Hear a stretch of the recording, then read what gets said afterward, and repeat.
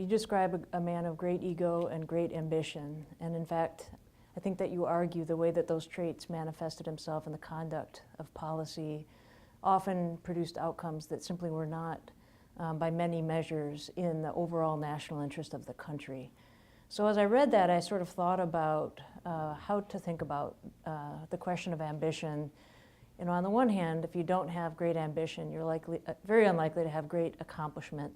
On the other hand, there's a whole host of potential negative tendencies that come with great ambition. I wonder, you know, as you think about that particular account, that particular figure, how do you reflect on the role of ambition in public service? I agree with you. I think ambition is a necessary quality in public service. It's when you cross the line to arrogance, I think, that you get into trouble. And I think that Kissinger crossed that line early and often. Let me give you some examples. Very early on in 1969, Kissinger went to the president and said, if you're withdrawing troops, you have to give me something to buy time for the Saigon government to be able to stand on its own. Kissinger advocated the secret bombing of Cambodia. And this was something that Nixon had long thought was a good idea. The Joint Chiefs, the staff, thought it was a good idea in an abstract. Mel Laird did not think it was a good idea to do it secretly. He thought you should go to the American public, get Congress on board, and then do it.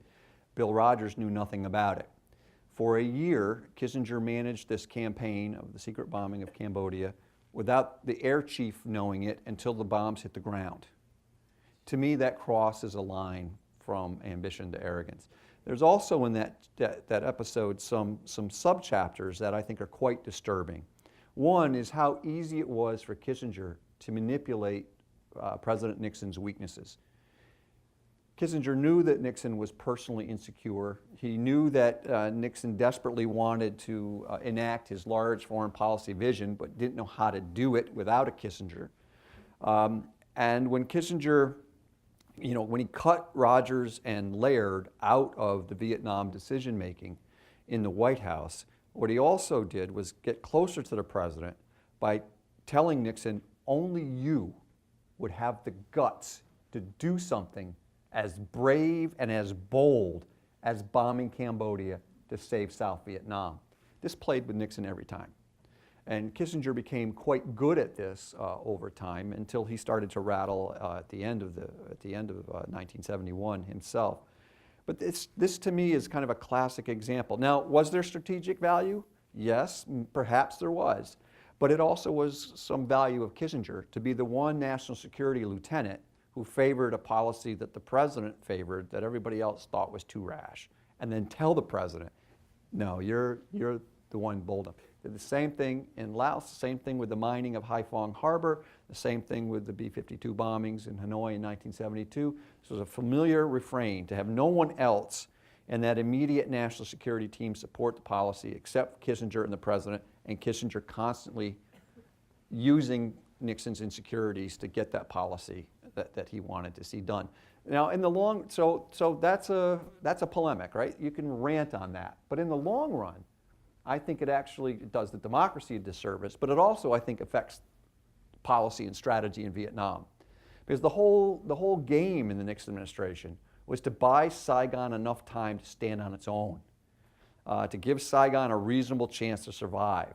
And Kissinger thought these different military escalations were actually doing that. He said invading Cambodia in 1970, in April 1970, bought Saigon 18 months because it destroyed the North Vietnamese sanctuaries and North Vietnamese troop encampments along the border inside Cambodia, and that the bombing of Cambodia in 69 and 70 had bought Saigon time. I think the reality is he sped up the clock. He didn't slow the clock down, because Congress immediately, when things had quieted down, Nixon's November 3rd silent majority speech did just what he wanted it to do. November 3rd, 1969, Nixon went on television and spoke to the great silent majority. I'm going to bring troops home. I'm going to increase pressure here and there, but we're going to extract ourselves with honor from Vietnam. The American public, the voting public, was with him. And Cambodia undid that. And that was on Kissinger's watch.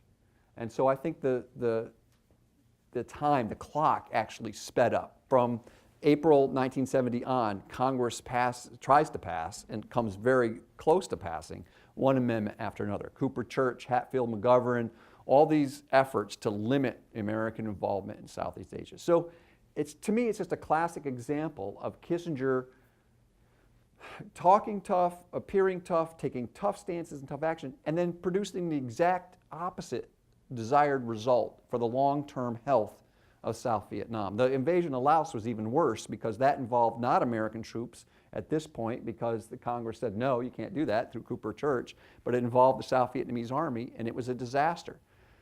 They achieved their objective for about 15 minutes and then retreated, and the press was there to catch that retreat. And so it just undercut everything that they were trying to do with this military escalation. And all the time, North Vietnamese troops are pouring into South Vietnam down the Ho Chi Minh Trail.